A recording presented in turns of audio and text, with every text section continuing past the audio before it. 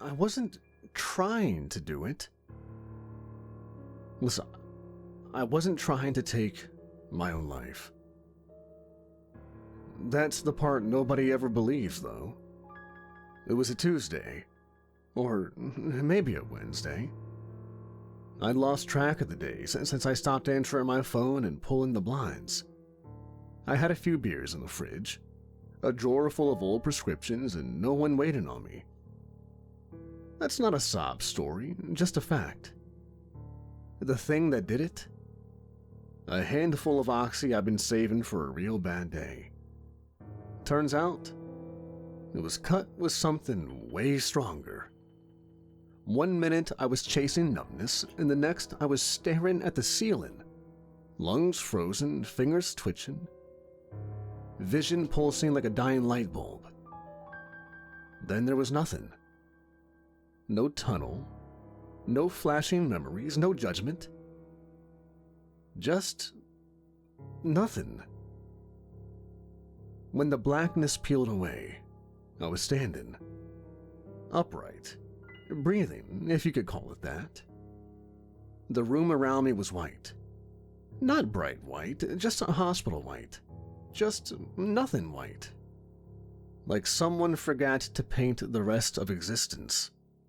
A blank page waiting for meaning. There were others too, dozens, hundreds. People of every age, every look, standing in lines that didn't lead anywhere I could see. Everyone wore the same bland robe, loose and gray. They didn't talk, just stared ahead, calm and empty. I turned to the person beside me, a young woman, maybe early 20s. Her eyes looked glassed over, like she'd been waiting her whole life to not feel anything. I opened my mouth to say something, but before I could get a word out, a low hum passed through the air. The entire line moved forward 1 step, perfectly synchronized. I looked down. My feet moved on their own. It was only then that I noticed I wasn't in my body. I mean, it was me, I think. But the beer butt was gone, the busted knuckles, the half-healed cigarette burns on my arm. My skin looked clean, my joints didn't ache. My breath was effortless. It didn't feel right, though. It felt imposed. I took a step out of line. Instantly, a shape descended from the white above. A sphere. Metallic, floating, reflective like chrome. It hovered in front of me silently. No face, no words. Just the suggestion of disapproval humming in the air. I raised my hands, backed up. The sphere floated closer. Then a voice behind me said, "Whoa there, Silver Ball, that one's with me." The sphere paused. It didn't make a sound, but I swear it glared at the man who had just spoken. Then it drifted upward, vanishing into the nothing white above. "Didn't think I'd make it in time," the man said, stepping beside me. He looked human, kind of. Clean cut, but worn about the edges. Gray robe, darker than everyone else's.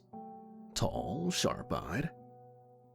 There was something off about his smile, like it belonged to a man who'd seen too much and made peace with it. "I'm Lucian," he said, sticking out a hand. "Evaluator. And you, my friend, just flagged as a deviation." I didn't shake his hand. "What the hell is this place?" I asked instead. He dropped the hand and nodded like he expected that reaction. "The basin. Level 1. First heaven. If you want to get poetic about it." "Heaven? Looks more like a DMV in hell." "That's because you haven't seen the workstations yet." He turned and gestured for me to follow. I glanced at the line. The soulless masses inching forward without resistance, and then at the empty space around Lucian. I followed him. "I'm not dead," I said. I didn't mean to say it. It just came out. I can't be. I was just in my apartment. I took something. I must be hallucinating. Lucien didn't stop walking. You can stay here, he said without turning around. Get processed, assigned, recycled. Or you can come with me and learn what they don't show most people. I caught up to him. Why me? Because you're not acting like them, he said, nodding back toward the queue. That makes you interesting. We passed a chamber with massive walls of glass.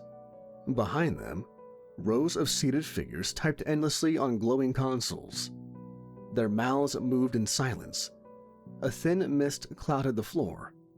Above them, dozens of floating chrome spheres drifted, watching. Are they praying? More or less. Transcribing worship, calculating glorification metrics, encoding praise algorithms. Heaven's got quotas, you know. I looked at the blank eyes behind the glass. One of the typists paused for just a second, barely noticeable, and a sphere was on them and under a breath. There was a flash of white. Then the soul was gone. Just gone. No one even looked up. I felt cold, despite the air being neither warm nor cold. Lucien kept walking. So, still want to see what's next? Lucien didn't walk like someone with purpose.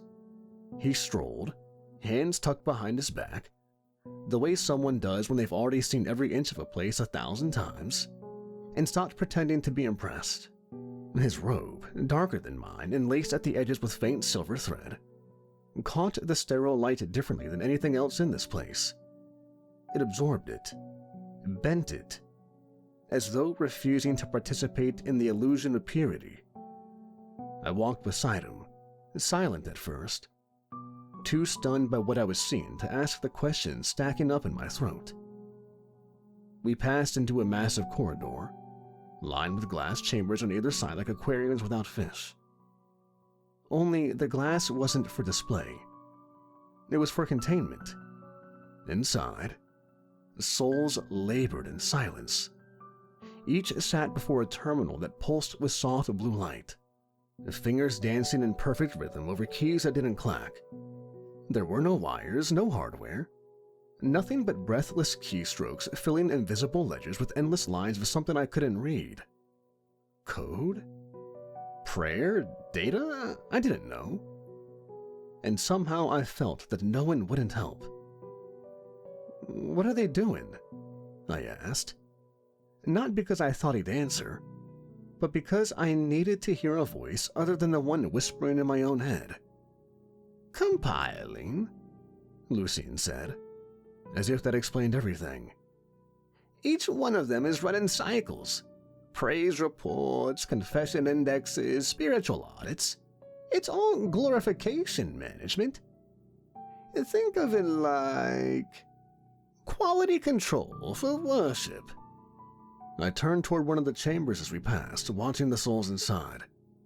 Each of them sat perfectly upright. No slouching, no blinking.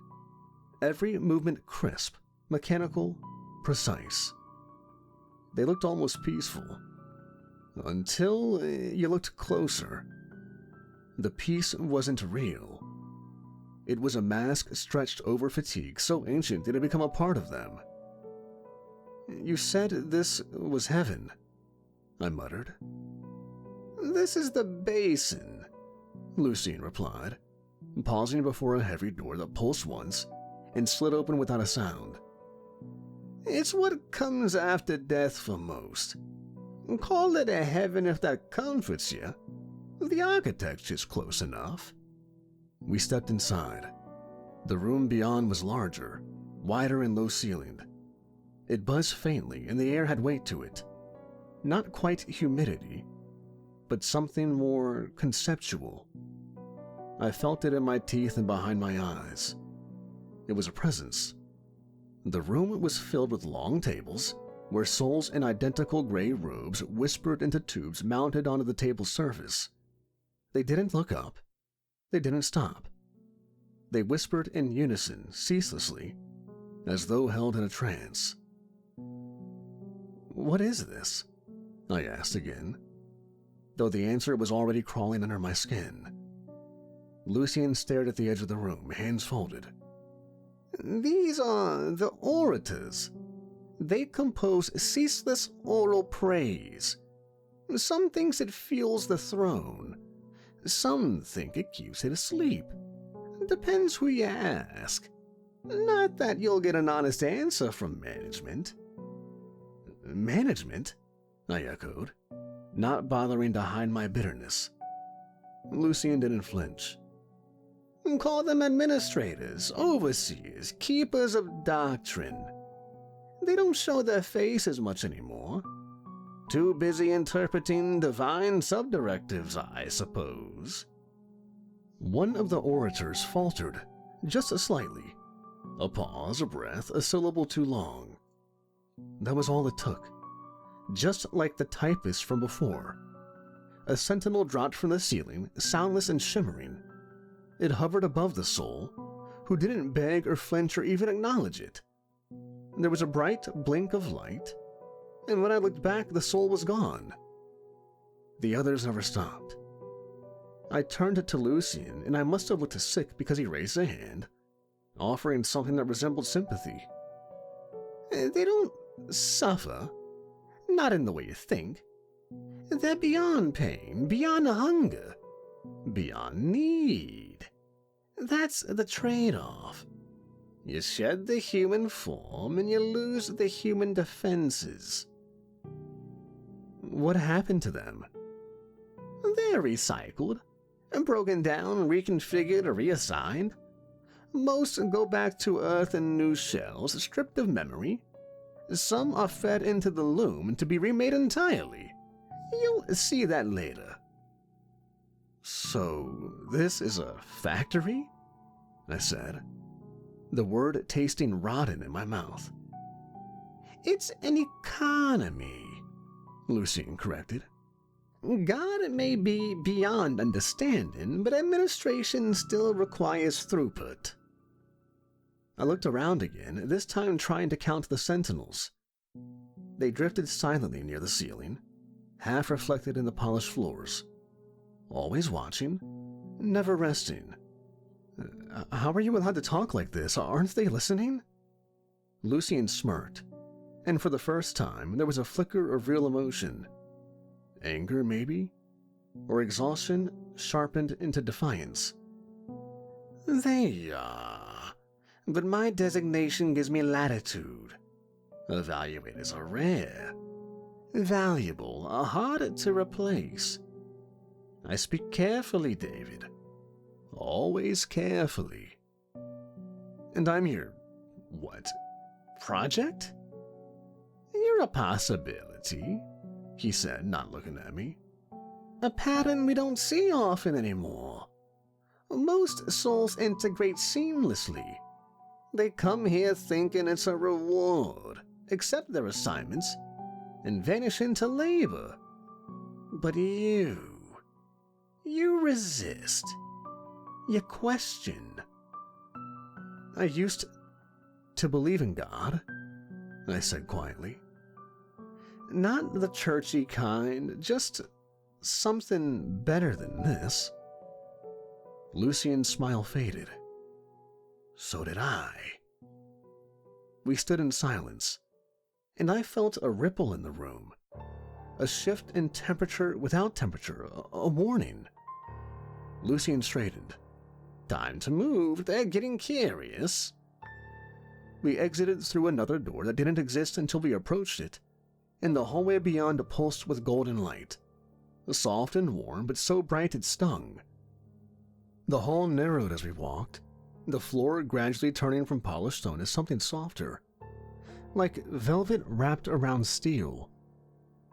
The air smelled faintly of something sweet, like burnt sugar and ozone. At the far end, a threshold stood, tall and narrow, framed by two statues with wings that wrapped around their bodies like armor. They weren't angels. They were warnings. Lucien approached without fear. I followed because turning back didn't feel like an option anymore. The gate before us wasn't a door. It was a living flame, suspended in the shape of a doorway. The fire didn't burn. It inverted, folding in on itself in a loop that made my eyes water just trying to understand it. I could hear it too, not crackling, but whispering. Not in English, not in words, but in intention. "This is the gate of passage," Lucien said, his voice suddenly reverent. "Beyond it lies the loom, the second heaven. You've been marked as eligible." Marked by who? Lucien touched a symbol on his wrist that I hadn't noticed before. It shimmered, then faded. The system, the throne, maybe both. I just made the case. Something inside you is resisting the lattice. And that's good? It's rare. The flame pulsed. A sound filled the corridor, not a voice, not exactly, but a chorus of syllables layered over one another like the wind over shattered glass. "The soul is observed. Proceed." Lucien looked at me. "Last chance to back out." I stepped forward. My skin didn't burn, but it felt like it should have. Like I was walking into a wound stitched into the world. The flame parted. I passed through. And everything changed. The light didn't fade so much as it broke. One moment I was inside the fire, my vision flooded with impossible color. And the next I was standing on a bridge made of woven glass strands suspended in a sky that couldn't exist. The air here shimmered with gold. Not light exactly, but a quality of light. Like the emotion of dawn spread into physical space. Beneath the bridge was a river, though a river didn't quite do it justice. It churned with spiraling glyphs and ribbons of white-blue flame running in both directions at once, defying logic. It wasn't water. It was thought. It was memory. It was worship. The city beyond the bridge towered like a dream rendered in chrome and choral resonance. The spires spiraled into the heavens, some threaded with glowing symbols that shifted like living tattoos. Floating monoliths hung motionless in the air, each one casting no shadow. I saw arches that moved when I wasn't looking, and walkways that grew themselves from nothing, building paths ahead of walking souls. The structures themselves hummed, low, soothing tones that changed as you moved, as though the city was singing a harmony tailored to your presence. But what struck me most was how beautiful it all was. After the sterile, droning machinery of the basin, this place felt alive. Not warm exactly, nothing here was warm, but alive. Designed, made to impress. If the basin had been a waiting room with a clipboard and a countdown, the loom was the sales pitch. This was what people imagined when they whispered about the afterlife with hope in their eyes. And yet, somehow the awe didn't comfort me. It unsettled me. Beauty this controlled always came with a cost. Lucien stepped beside me on the bridge, hands in the sleeves of his robe like a monk who traded faith for secrets. "This is the loom," he said, not looking at me.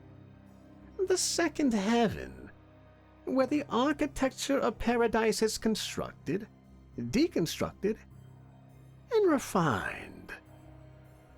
I looked toward the nearest structure. A cathedral-like dome made of stained glass circuitry. Its windows depicting not saints or angels, but geometric shapes entwined in chains weaving light. "What did they build here?" I asked. Lucien watched the horizon. "Everything you see below, and everything you saw above." He led me forward, across the bridge and onto a wide plaza that appeared beneath our feet before we reached it. Souls moved here, far fewer than in the basin, and they moved with purpose. No blank stares, no slack jaws. These souls looked almost human, determined, focused, efficient. They walked in pairs or small groups, often trailed by floating glyphs or scrolls, each glowing with symbols I couldn't read. Some murmured to themselves as they passed, reciting equations or songs under their breath. A group walked by us, and I caught a snippet. "Sustain harmonic output and channel devotion into the lower planes." I looked at Lucien. "They think they're helping." "They are helping, just not in the way they believe." We passed a chamber with no walls, just pillars of black glass encircling a central pedestal. A soul stood at the pedestal, arms raised, as streams of data flowed into him from the pillars. His mouth open and closed silently, eyes wide with revelation. "What's happening to him?" "He's translating worship," Lucien said, "pulling it from the raw intent into usable form. Think of him as a refinery worker. Praise comes in, he distills it into power." "For who?" Lucien didn't answer. The further we walked, the stranger it became. One soul sat in a silver chair, eyes sewn shut with threads of light, and hummed a single note that echoed through a dozen towers. Another soul stood in front of a floating canvas, painting with his own blood, the strokes forming constellations I somehow recognized but couldn't name. Every action here had meaning, weight, and consequence. But no one smiled. There was no joy, only obsession, worship disguised as vocation. They're not forced. Not like in the basin. They want to do this, I said aloud. Lucien turned to me. "That's the trick." We stopped in front of a vaulted chamber guarded by 2 sentinels.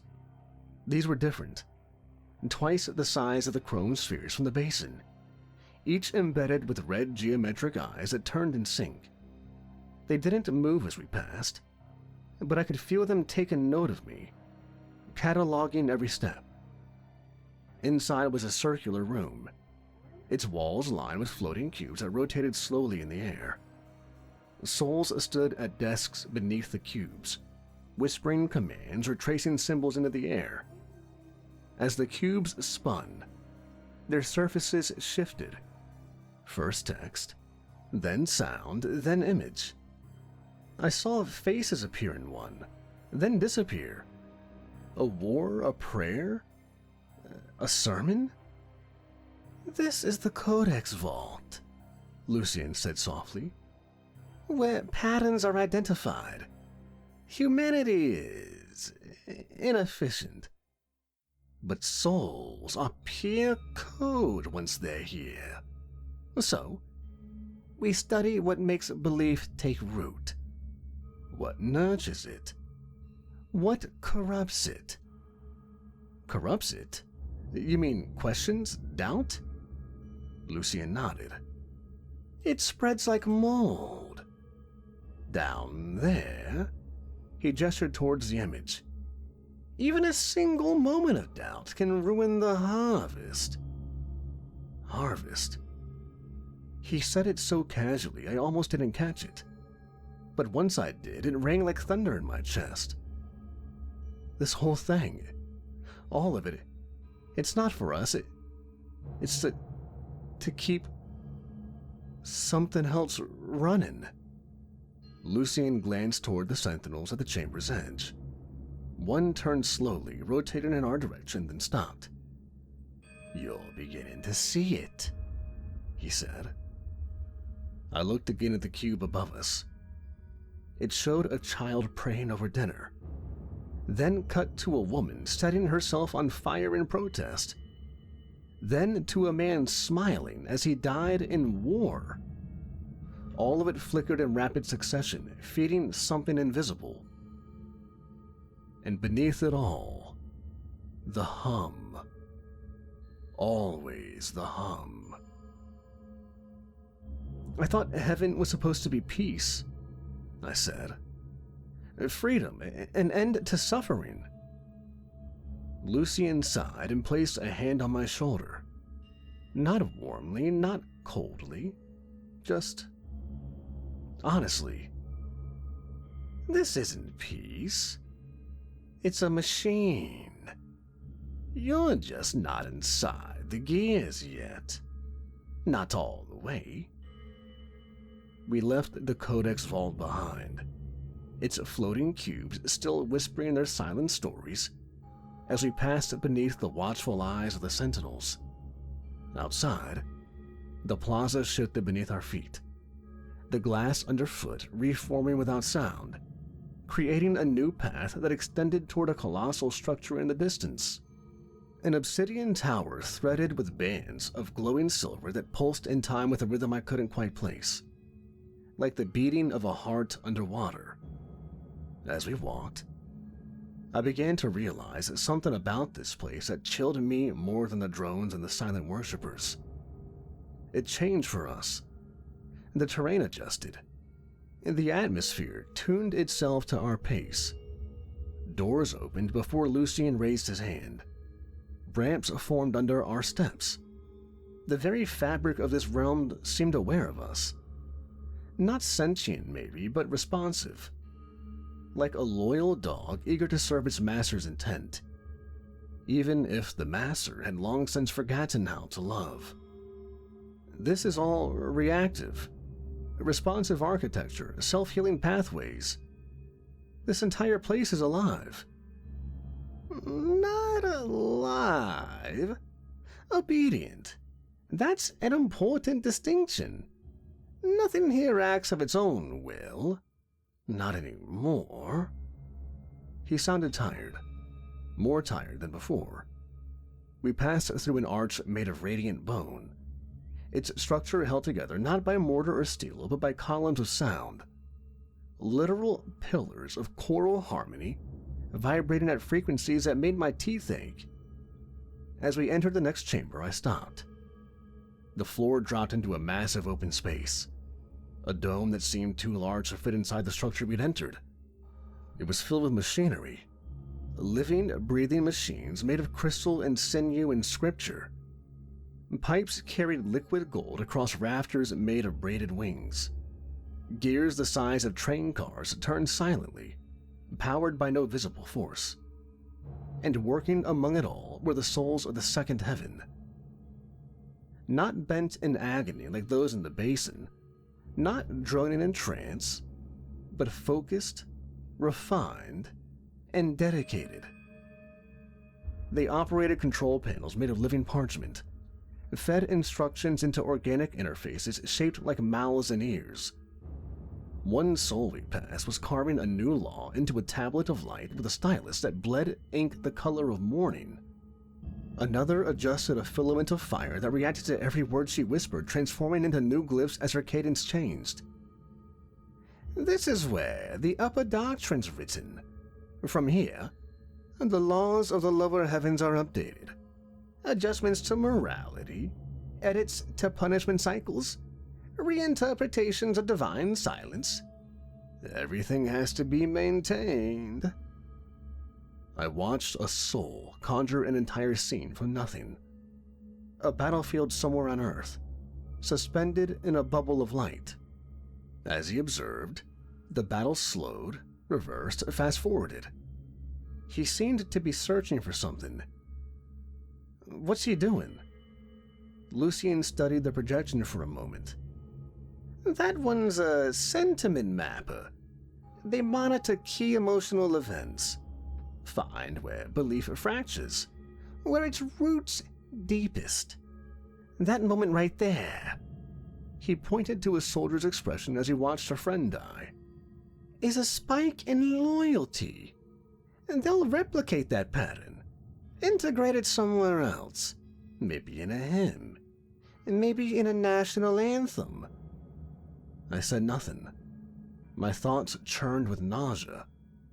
I watched the mapper nod once, recording something unseen, and move on to the next. This one a child praying alone. The dome echoed with hums and whispered prayers not from lips, but from the machines themselves. Like every gear and wire remembered worship and muttered it back softly as if afraid of forgetting. Lucien leaned closer. "Understand this, David. The loom doesn't punish like the basin. It rewards. It lifts you up. Gives you meaning. It drowns you in purpose so you never remember to question who you're working for." "What are you saying?" "I'm saying it's more dangerous. Pain can awaken a soul, but glory..." He gestured to the beautiful cathedral of function around us. "Glory is the perfect cage." I took a breath, though I didn't need to breathe here. It was a reflex, a memory of resistance. "You said these souls help run the lower heavens. Do they know what they're doing?" "Some do, most don't. It's easier not to. That's why the architecture of this place is so elegant.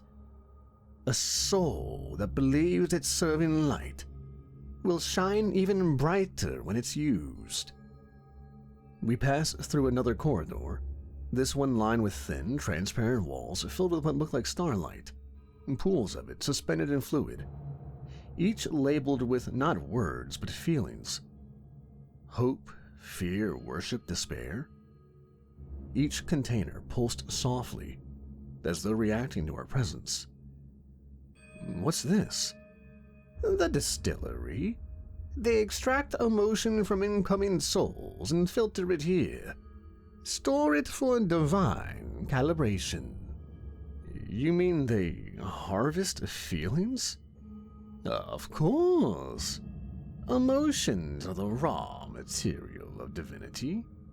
Without them, nothing functions.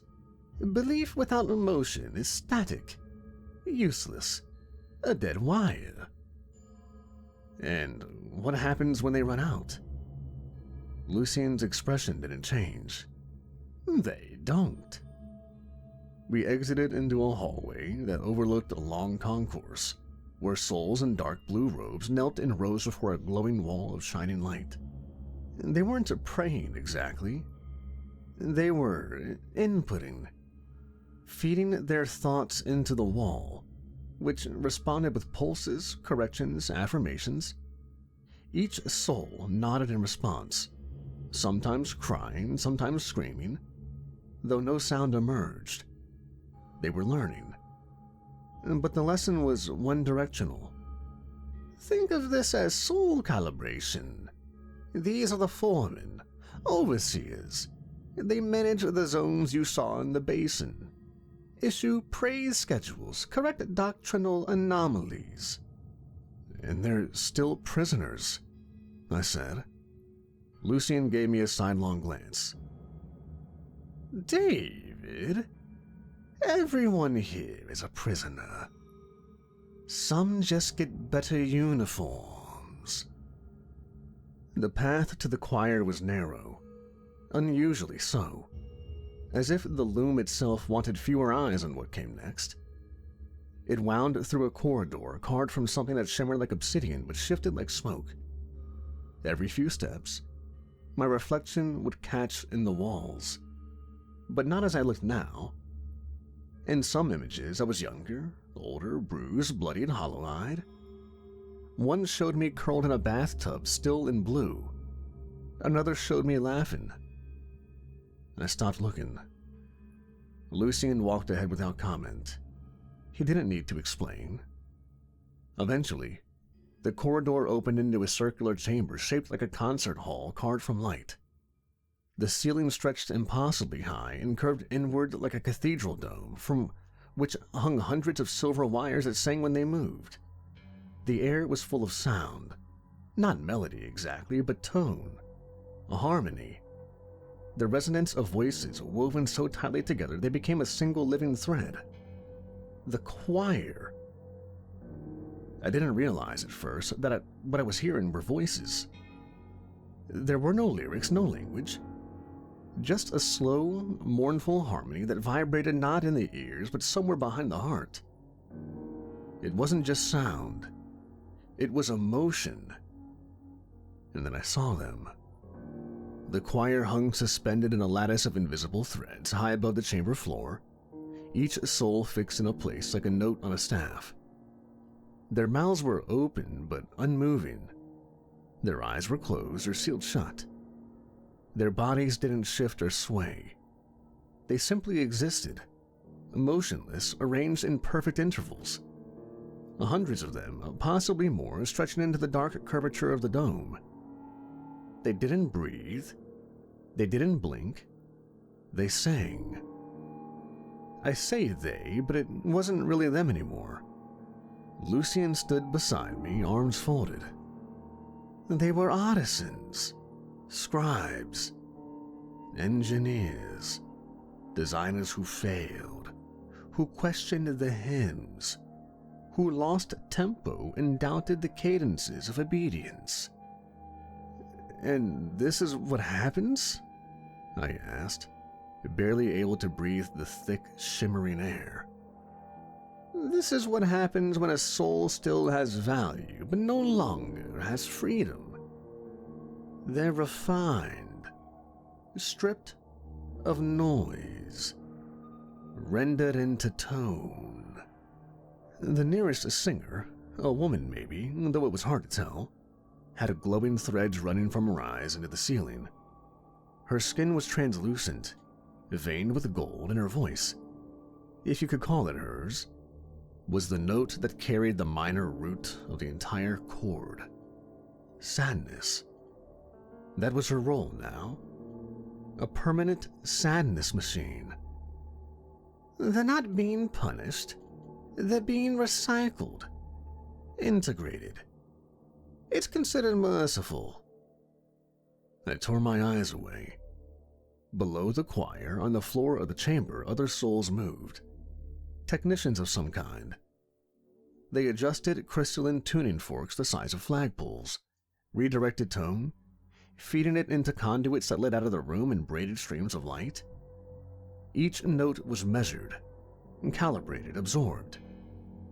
One of the technicians walked to a podium. He raised the staff carved from bone and silver, then pointed it upward. The sound stopped just like that.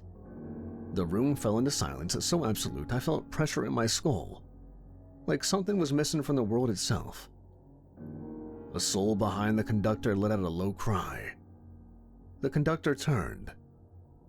"I need a replacement," he said aloud. The first voice I'd heard in this place. It rang like crystal being snapped in half. Immediately, from a doorway on the far end of the chamber, two sentinels emerged, silent, shimmering, inevitable.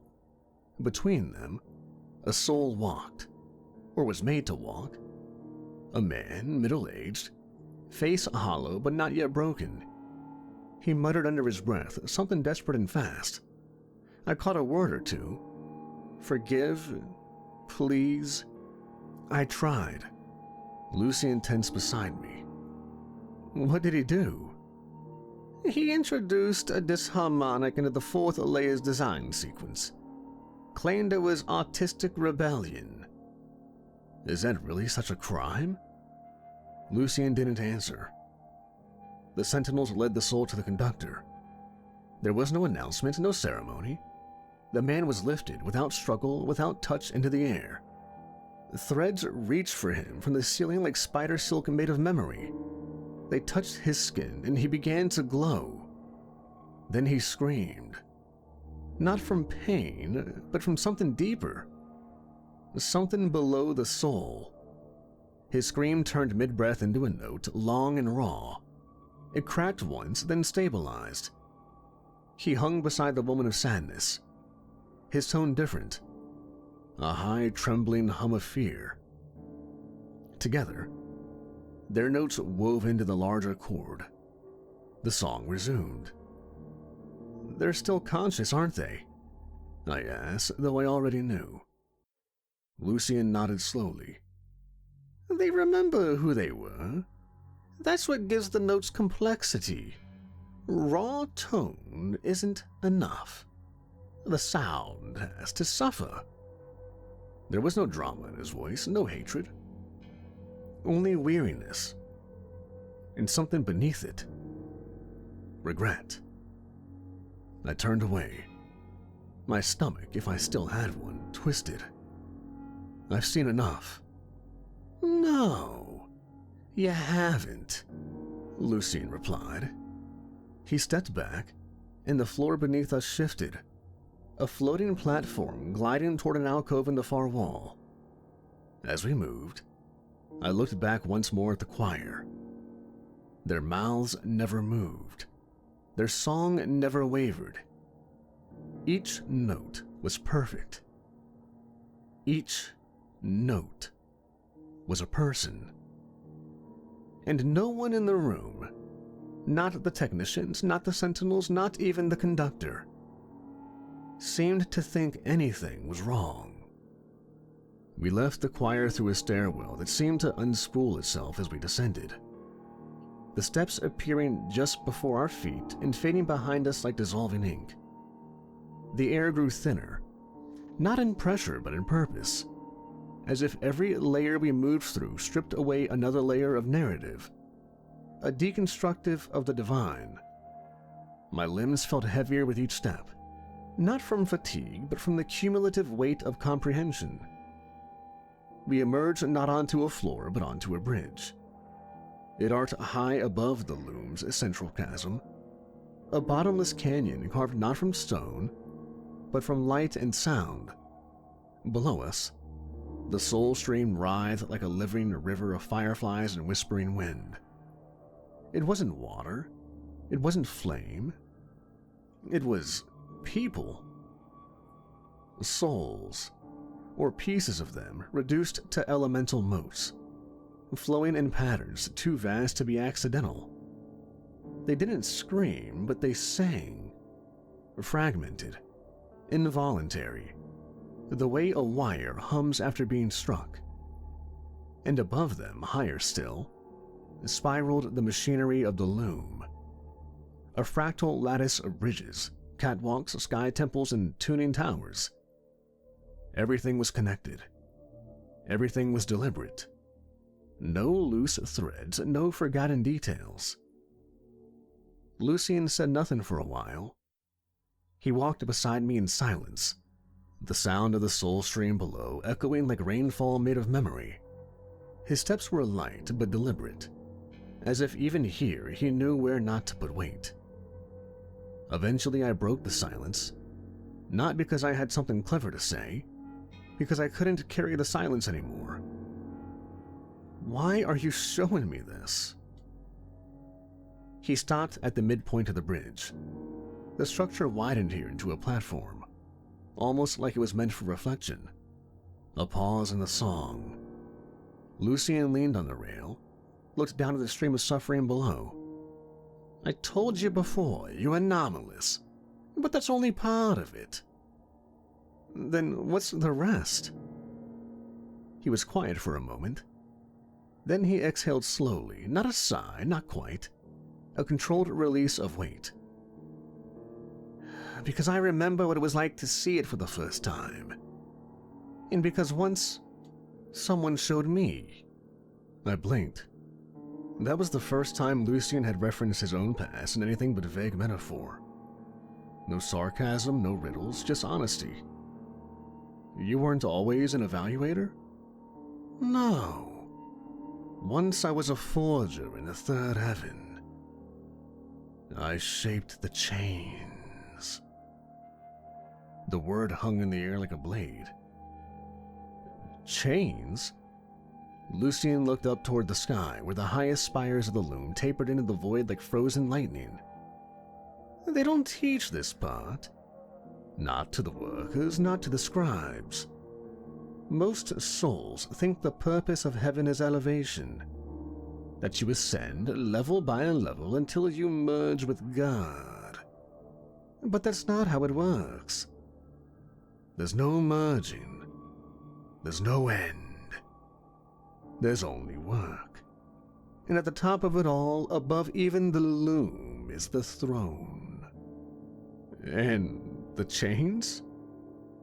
They bind something that cannot be allowed to awaken. Lucien, what do the chains bind? He didn't speak for a long time. His jaw tightened. I saw something flicker behind his eyes. Memory, maybe, or guilt? Something older than this structure. Older than the throne. Older than the voice that rules here now. Something true. A chain rippled through my chest. You mean God? Lucien didn't nod. Didn't confirm, but he didn't deny it either. So you're saying... I started, but the words failed me. I looked down at the soul stream, at the eternal churn of fragmented people being fed into the loom's gears. We're not ascending. We're being used. He nodded slowly. Not all souls are strong enough to be forged. Some become tools, some become song. The ones that last long enough, the ones that serve, they become chains. And if they refuse? Lucien turned away from the edge. Then they become something worse. Or they vanish. The sky above us shimmered as a sentinel floated past, high in the upper ether. It didn't come close, not yet. But its presence was a reminder. We were still being watched. Why tell me this? Why break the script for me? Lucien looked at me with something like sadness. Because you're not broken yet. And broken souls don't make good chains. That sat in my chest like a stone. Do you still believe in God? In anything? I believe in cracks. And that sometimes if you press hard enough, they spread. He turned and gestured toward the far end of the bridge. Another arch awaited us. This one gilded, glowing, with no visible floor beneath it. Just a thin strand of light forming a path forward. Come on. You've seen enough of the loom. He walked ahead, his feet finding purchase where none should exist. I followed, because I couldn't go back. Not now. Not ever. The path narrowed the deeper we went, until the radiant thread we walked on felt less like a bridge and more like a line of judgment drawn across the sky. It curved gently upward, floating free of any support, suspended between realms like a breath held too long. The loom receded behind us, its glittering architecture growing smaller, more intricate, like a jeweled box seen from a mountaintop. From this angle, its symmetry was perfect. That's what made it monstrous. The light ahead of us changed. No longer golden, no longer soft. It deepened into something sharper and colder. The path sloped toward a gate, a spire more than an arch, carved from a metal I couldn't name. It was neither silver nor iron, but something in between, like a congealed moonlight hammered into a blade. 2 sentinels flanked the gate. But these weren't the chrome spheres of the basin or the mirrored watchers of the loom. These were massive, standing upright, each 9 feet tall, humanoid in silhouette but utterly alien in detail. Their faces were smooth ovals of blank glass, reflecting nothing. Their bodies were sheathed in layered plates inscribed with moving glyphs. symbols that changed when you looked away. No weapons, no voices, just presence. And behind them, the gate itself. It pulsed like a heartbeat frozen in time, its frame wrapped in a lattice of white-hot veins that glowed with silent tension. I couldn't see what lay beyond, only that the space behind it moved. Not physically, but conceptually. Lucien stopped a dozen paces from the threshold.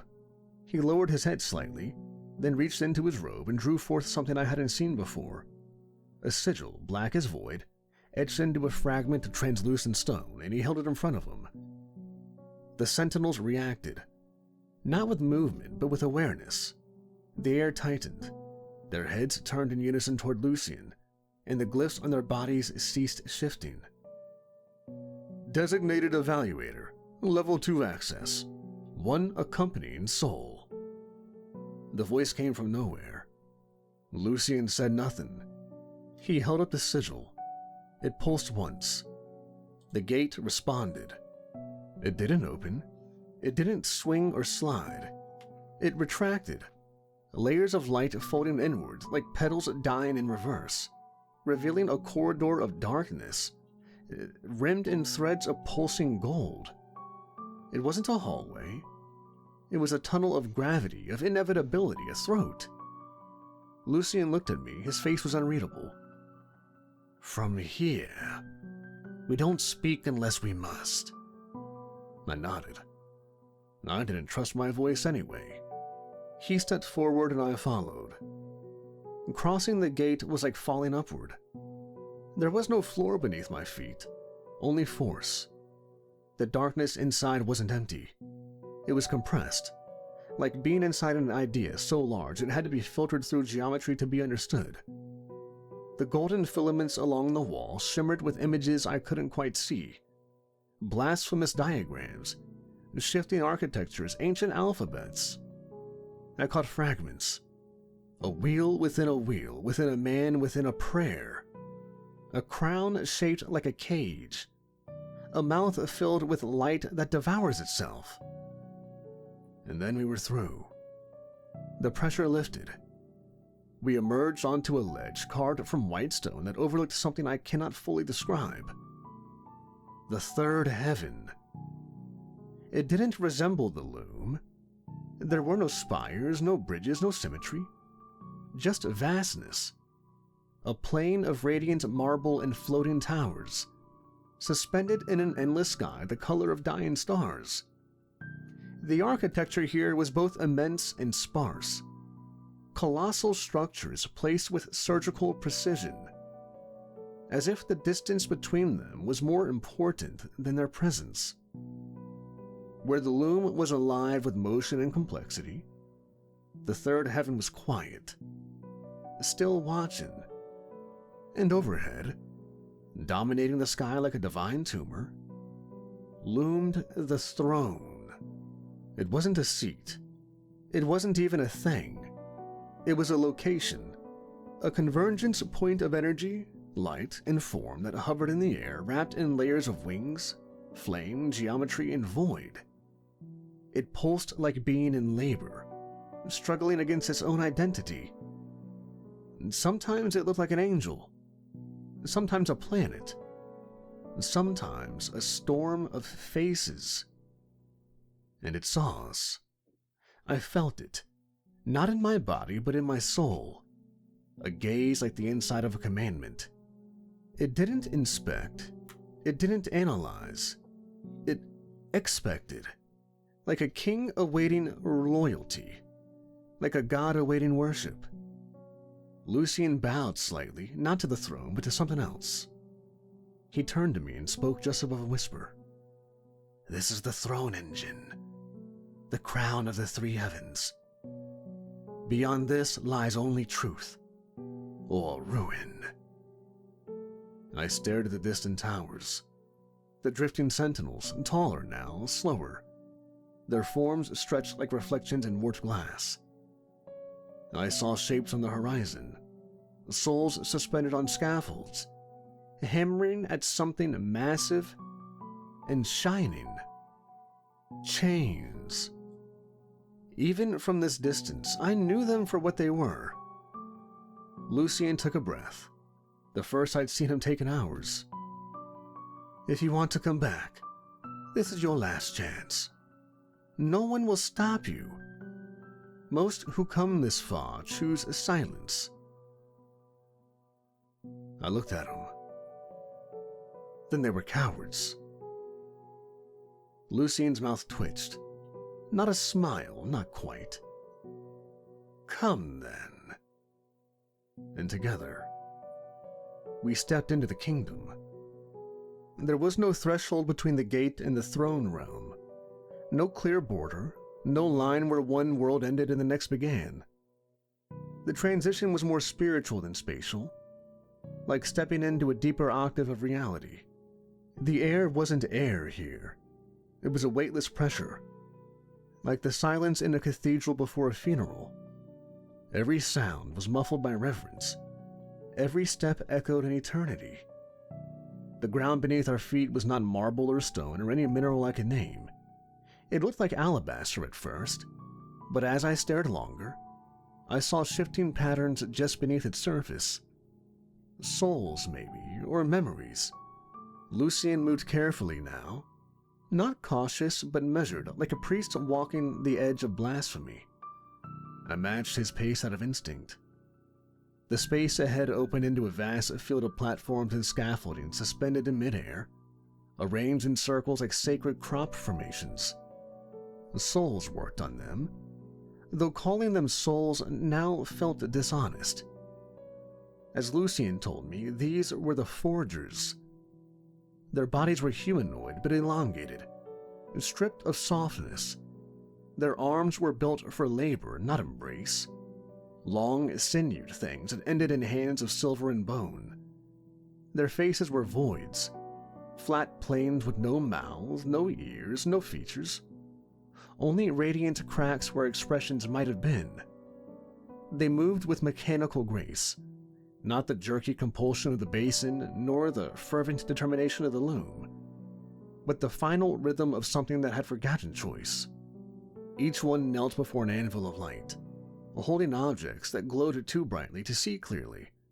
They weren't making tools. They were shaping something more sacred and more brutal. Chains. Not metaphor, not symbol. Chains. Each link glowing with the shimmer of a captured scream. They pulsed as they were hammered into form, heatless but radiant, each impact of the hammer ringing with a sound I felt in my spine. These weren't chains meant to bind flesh. They were meant to bind power. And above them, wrapped in layer upon layer of those luminous links, drifted the center of this realm. A sphere of light, enormous and silent, spinning slowly at the zenith of the throne realm. It was bound from every direction. Each chain anchored to spires that pulsed with prayers written in the language of fire. The light inside the sphere was different from the rest of this place. It didn't shine with the harsh, sterile white of the throne. It flickered. It breathed. It had color. Deep, sorrowful golds, silvers, blues that moved like a grief-given form. I couldn't explain how I knew, but I knew. This was the true God. Lucien stood beside me, watching my face. You feel it, don't you? That ache behind your ribs? That's recognition. Not because you were taught to feel it, because it's real. What is this place? Why is he imprisoned? Lucien closed his eyes. Because long ago he made a mistake. I turned to him, but Lucien wasn't looking at me. He was looking up at the bound light, eyes filled with something between awe and agony. He created. He birthed existence. Not from need, not from design, from love, from longing. But when he looked upon the totality of it, every joy, every cruelty, every war, every sacrifice. He hesitated. Lucien's voice lowered. He questioned himself. And in that hesitation, something else saw an opportunity. The deceiver, I said. Lucien nodded. A being born of his hesitation. A reflection without empathy. A will without doubt. It rose, clothed itself in the language of divinity, and claimed the throne. It couldn't unmake what had been made, but it could bind the one who made it. He looked back at me. That's what heaven is. Not a kingdom, not a reward. A containment system. Every level, every chant, every song. It's all maintenance. Every soul that passes through these gates feeds the engine. Each chain is a piece of someone who once dared to hope for more. And the throne? Lucien turned slowly. I followed his gaze. There, at the far edge of the realm, was the throne itself. It floated above a dais, enormous, radiant, horrifying. A twisting monument of impossible angles and wings folded in recursive geometry. It had no face, only faces, layered atop one another, human and inhuman, shifting with each moment. Eyes opened and closed like apertures. Mouths sang and roared and whispered and chanted in 1,000 forgotten tongues. The throne didn't sit, it hovered. It possessed the space the way gravity possesses mass. It wasn't a being, it was an edict. And as I looked upon it, it looked back. I couldn't move. My thoughts weren't my own. I heard voices layered over my internal monologue. Commands, reassurances, expectations, laws.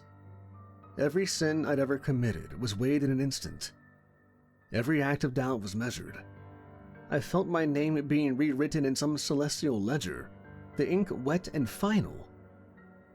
Don't resist it. It'll scan you. But it can't see you. Not the real you, not yet. How? Because you haven't chosen. And then I saw them, the sentinels.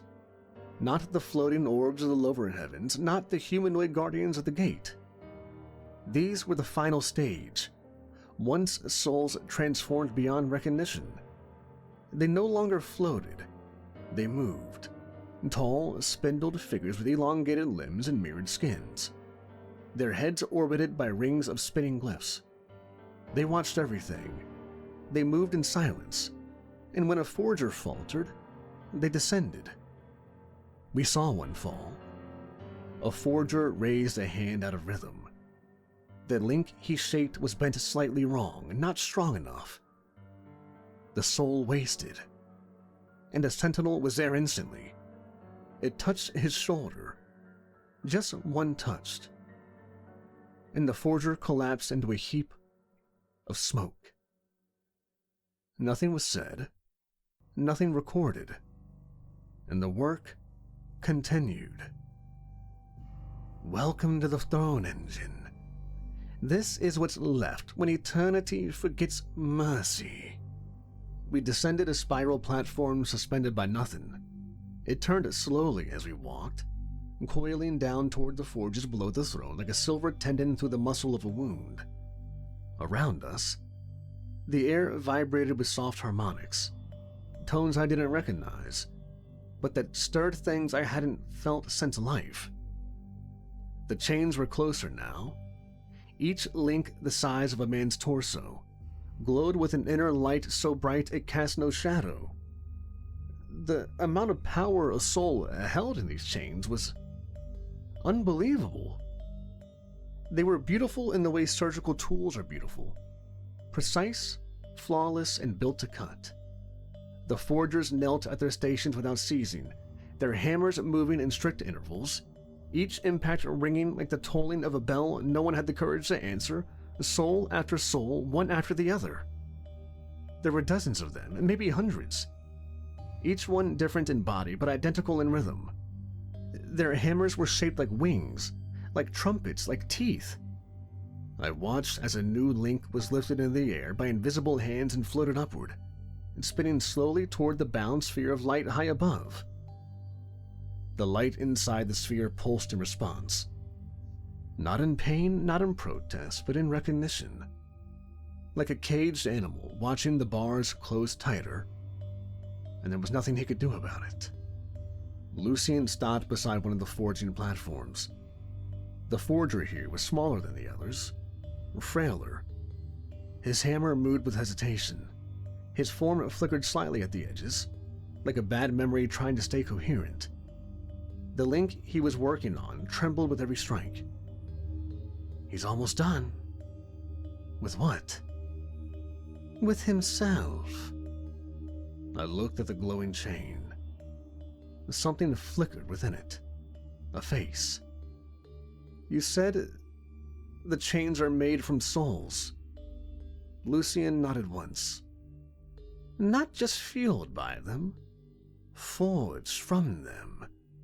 A soul that resists is broken down, refined, and reshaped until all that remains is obedience and pain. The strongest become the steel, the rest become the fire. And what happens once the chain is finished? Lucien looked up toward the sphere. It joins the rest, which is holding him. Lucien's silence was the answer. I felt something inside me. I felt like my soul was being ripped apart itself. Somewhere, far away, someone shouted, "Clear!" White exploded through me, but my soul hadn't finished coming apart. I was still there, somewhere between the heavens and the world, halfway unwound by the truth I'd touched. Lucien was there true, crouched beside the last shape I had taken. His hand reached toward mine. "David, stay, don't let them. We have something very important planned for you. We haven't finished yet. We haven't got the—" Clear. The light tore through me again. Both worlds this time. My lungs gasped on a table. My soul crackled in the storm. Lucien's fingers touched mine and recoiled. The jolt hit him like divine backlash. His form flickered, lost cohesion, reassembled with a glitch of golden light. His face twisted in agony. But it wasn't pain. It was loss. "David, they're pulling you. Listen to me. You gotta remember. You have to remember this place. Belief is power. Belief and faith in something gives it strength. Remember the power your souls have." I tried to speak. I tried to answer him, but my voice didn't work in two worlds. I looked at him, really looked, and for the first time, Lucien wasn't the guide or the cynic. Not even the rebel. He was just a man. Someone who stayed too long. Clear. The final surge didn't feel like fire. It felt like falling into birth. The heavens around me collapsed inward. The forge, the throne, the basin, the choir, pulled away like scaffolding from a finished monument. The light bled into darkness. Chains recoiled. Prayers snapped. Lucien's voice became a whisper behind glass. I screamed. And the scream filled lungs. Real lungs. The hospital room slammed into focus. Walls, fluorescent lights, masked faces. The sharp scent of alcohol and sweat. The weight of a blanket over a body I hadn't worn in what felt like eternity. My chest convulsed, then rose. I was alive. The shock faded from my muscles, leaving tremors and heat. I blinked hard, focusing through tears. A man stood beside me, jaw slack, tears streaming. My roommate. Holy shit. Holy shit, I came home early. I don't even know why. I just felt like... He couldn't finish. The nurse turned to the doctor. Vitals are stabilizing. He was gone 12 minutes, the doctor whispered, mostly to himself. He shouldn't be here. They all looked at me like I was a miracle. But I knew what I was. I was a message. A memory that couldn't erase. I closed my eyes and saw the chains. The choir, the throne. Lucian's outstretched hand, still flickering somewhere in the unreachable upper dark. And I knew exactly what I had to do. They said I was dead for 12 minutes. Clinically, irreversibly gone. My roommate found me slumped over the floor of the bathroom. He'd come home early for work. He never does that. Maybe it was instinct, maybe it was something bigger pulling him from home. It doesn't matter. I was already cold when they kicked in the door. They brought me back with 3 shocks. Each one ripped me out of somewhere worse than hell. Not fire, not demons. Just obedience. Sanctified servitude. A machine built on worship and silence. I'm writing this now because I remember everything. And I'm terrified. Not of dying. Of where I'll go when I do. I've seen it. The afterlife. Not the pearly gates and the harps and halos. They sell that image to you to keep you docile. To make you think your suffering earns rest. What's really waiting is a prison shaped like paradise, a kingdom of light that blinds you before it binds you. A voice that doesn't speak, it commands. They call it heaven. It isn't. It's a refinery, a forge, a chain mill. They take your soul, and if you're lucky, they put it to work. You pray, you type, you sing. You become a part of the great celestial engine. If you're unlucky, they break you, melt you, and turn you into something they can use. The chains, the choir, the sentinels, all of it. Every piece made from people who once believed. And at the center of it all, wrapped in the very links of those chains, is something vast and old and sad. Something that remembers what love used to be. A true God. Not a king, not a tyrant. Just a creator who doubted himself. And in that doubt lost everything. I saw him. And I saw what replaced him. A throne with no heart. An algorithm of faith, an echo pretending to be a voice. It wants me back. It'll get me eventually. We all go somewhere, and that place is still up there, counting the minutes. I'm not writing this because I expect you to believe me. I'm writing this because you deserve to be afraid. Because if I forget, even for a second, I might start to think it wasn't real. And the moment I do, I'll stop fighting. If you're reading this and something shifts inside of you, if some part of you knows I'm telling the truth, hold on to that. Don't stop asking questions. Don't stop looking at the light and wondering what it's hiding. Don't pray unless you mean it. Don't serve what you don't understand. And remember that our faith, our belief, gives it power.